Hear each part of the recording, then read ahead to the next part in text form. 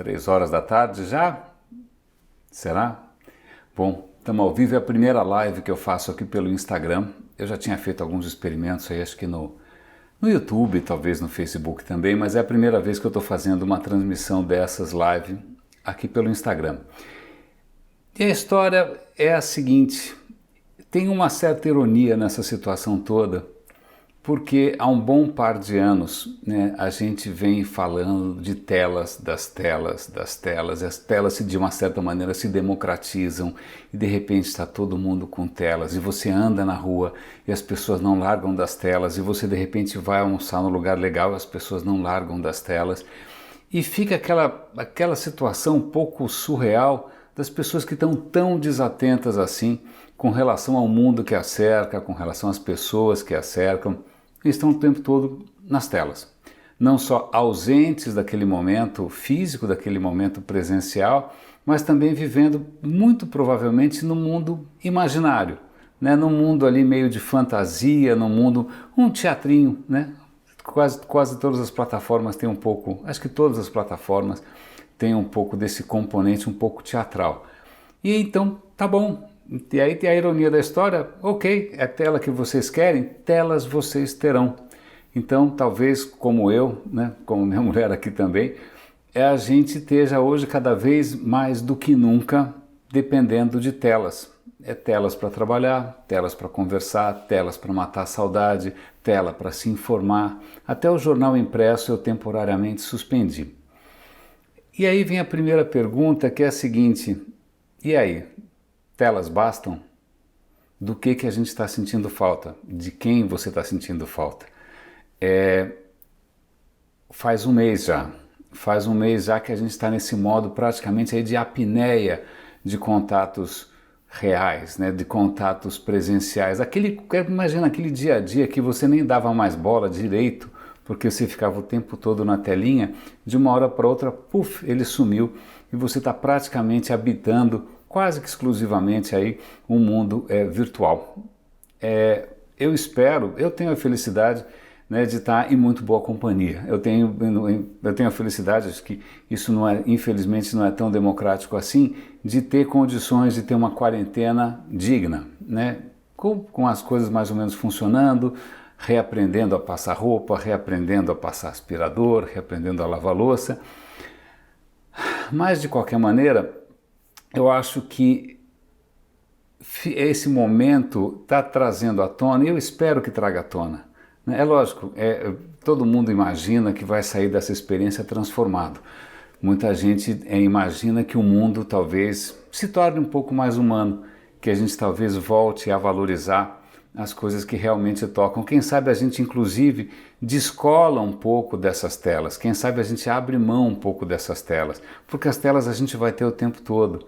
Né, conteúdos ali para você ficar dando scroll, você vai ter o tempo todo, mas o olho no olho, o toque, a voz, o cheiro, cara, isso a gente valorizou pouco, isso é tão frágil, né? Então fica aquela esperança, talvez a gente aqui se torne um pouco mais humanos. E tem uma outra questão aqui também, que eu espero, sem muita convicção também, é só uma esperança, por que não, em que a maneira como a gente vai voltar a viver a vida seja talvez um pouco mais pé no chão, um pouco mais cidadã, um pouco menos de salto alto, um pouco menos de, sei lá, né, de pavonices.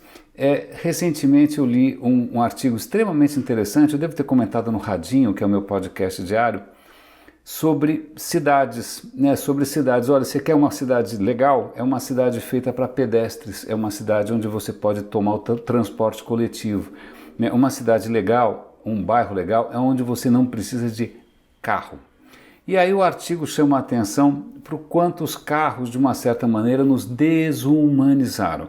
Né? Dentro de um carro, aqui perto de casa, dentro dessas SUVs reluzentes, maravilhosas, né? Parecem uns tanques de guerra, a gente se comporta de uma maneira desumana. A gente buzina, a gente xinga, a gente vai embora, a gente passa na frente, a gente se irrita, a gente é impaciente. Os carros, de uma certa maneira, descolaram a gente da coisa mais básica, que é o quê? Aquela experiência pedestre, né? E aí, nesse artigo, quando o cara comenta de algumas intervenções que foram feitas numa cidade que é uma delícia, que é São Francisco, lugares em que de repente o carro foi abolido, em que de repente se tornou um calçadão, né? Uma área ali para o público circular, o que acontece? Eles perceberam que as pessoas eram mais gentis, que as pessoas seguravam a porta para as outras passarem, que as pessoas passam a se cumprimentar, que de uma hora para outra você sabe quem é o jornaleiro, você sabe quem são os caras no ponto de táxi. Aliás, essa é uma das graças de morar onde eu moro aqui. Eu tento viver ao máximo essa experiência pedestre, eu tento viver ao máximo esse prazer que é você circular pela rua e cruzar pessoas que você conhece, conhecer gente nova, encontrar velhos amigos, tal. Quem sabe a gente consegue, de alguma maneira, né? O que eu de uma certa maneira duvido, porque o carro está lá na garagem. Quando você voltar para o escritório, a sala do diretor continua lá, a mobília continua lá, está tudo lá, esperando para a gente retomar as coisas exatamente do mesmo jeito, né? Mas quem sabe, pelo menos para algumas pessoas, né, não vai ser igual, né? A hora que você for se vestir, né, for se paramentar, vestir toda aquela fantasia para viver de novo aquele teatro que é completamente surreal, né, do mundo corporativo, do mundo do trabalho, do mundo do seja o que for, em que tem todas aquelas questões que são todas imaginárias, né, são todas fantasiosas, nenhuma delas tem uma consistência, se espremer não sai tanto assim. Talvez na hora que você voltar, né, talvez faminto, sentindo saudade, né, de ser alguém, de ser chefe, ou seja o que for, de ser um diretor, talvez você olhe para a própria roupa e fala, porra, por que eu estou vestido assim? Né? Por que eu estou me comportando dessa maneira? Né? Será que é assim que eu quero voltar a viver? Eu sei que se eu olhar por aquela janela ali que está atrás de mim tem uma janela, eu vou ver uma cidade que curiosamente o céu está mais azul. Hoje eu acordei, tinha 2 sabiás no muro, né? Se eu abrir agora a janela vai ter sons de pássaros, né? Tem mais borboletas circulando. É engraçado, eu acho que primeiro o mundo não sente a nossa falta, né? Deve estar aliviado com a nossa quarentena, mas a gente também percebe que a vida pode ser muito, muito, muito mais prazerosa.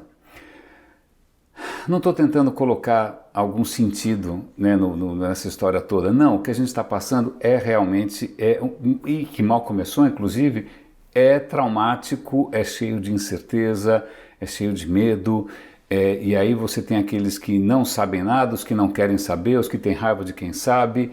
Não é uma situação simples, mas já que estamos todos nós aqui usufruindo, mesmo que forçosamente, né, uma outra escala de tempo, uma outra escala de convívio, né, em que a gente está agora assim, em síndrome de abstinência de algumas coisas que a gente nem valorizou, eu acho que talvez fique aqui algum aprendizado, né, as coisas que realmente contam, né, um ritmo que realmente seja humano, né, do que você realmente sente falta, né, aquilo que realmente te preenche. A gente está consumindo menos, a gente está gastando menos, a gente está poluindo menos, a gente está estressando menos. Claro, não tem outra saída no momento. Mas será que, uma vez que tudo isso de alguma maneira passe, será que realmente não tem jeito a não ser voltar para aquele esquema que a gente estava vivendo? Eu pessoalmente já vinha abrindo mão, já vinha tentando focar, já vinha tentando prestar mais atenção no meu coração. E esse é um movimento que eu já estou tentando, de uma certa maneira, comunicar em todas as palestras que eu faço, em todas as falas que eu faço, no radinho que eu faço todo dia, né, em várias intervenções que eu faço por aí, presencialmente ou não. Mas aqui, óbvio, fica esse convite para refletir um pouco naquilo que a gente, sei lá, a gente achou que só telas preenchiam, só Netflix preenchia, só Instagram preenchia, e a gente está descobrindo que a gente é muito mais do que isso. Meus caros, esse foi uma live curtinha, acho que é a primeira live que eu faço aqui no Instagram, espero que tenha valido a pena. Eu não sei nem se eu consigo salvar isso para publicar em outras plataformas, mas eu vou, só para encerrar, eu recentemente ouvi um podcast muito querido, muito, assim, que me impactou, sobre Epicuro. Eu não conhecia muito sobre Epicuro. Eu ligava a questão do epicurismo, lembrava vagamente que ele tinha alguma coisa a ver com o atomismo, mas na hora que a gente começa a recuperar um pouco daquela visão que a gente perdeu, né? E epicurismo não tem nada a ver com hedonismo, não tem a ver com prazeres desregrados, bebedeira, sexo, não. Epicurismo é basicamente assim, evitar as coisas que causam estresse ou dor desnecessariamente. Né? É reconhecer que algumas coisas efetivamente te preenchem, te satisfazem. Pode ser um bom copo d'água, pode ser um bom abraço. É lógico que tem coisas que são melhores que um copo d'água, mas a questão é, a que custo? Né? A que custo? Quanto que você vai ter que se sacrificar? O quanto que você vai ter que se estressar por um prazer um pouco fugidio, né, que pode não valer tanto a pena assim. Então, talvez valha a pena a gente até voltar um pouco, resgatar um pouco a fonte aí do pensamento ocidental, tentar de novo questionar o que vale a pena a gente se sofrer tanto, a gente se estressar tanto, buscar de novo aquilo que te satisfaz. E basta lembrar aqui que se tem alguma coisa que executivos de sucesso em algum momento da carreira vão fazer, e justamente são experiências muito transformadoras, são justamente o quê? Reencontros com a natureza, longas caminhadas, ficar sozinha, e o cara fica transformado. Pena que demorou 30 anos para chegar a essa conclusão, né? Precisou passar por uma completa insanidade a vida inteira, e aí já maduro, né, já ficando já um pouco mais velhinho, descobre que caramba, algumas coisas preenchem tão mais, algumas coisas tornam o seu coração tão maior. Meus caros, era isso. Eu espero ter honrado aqui a sua atenção, eu espero ter honrado a sua companhia, espero ter de alguma maneira enriquecido também o tempo que você está aí em quarentena, e espero ter plantado uma sementinha que quem sabe vai frutificar de alguma maneira a hora em que esse perrengue passar. Um grande abraço, René de Paula Júnior falando aqui, até mais.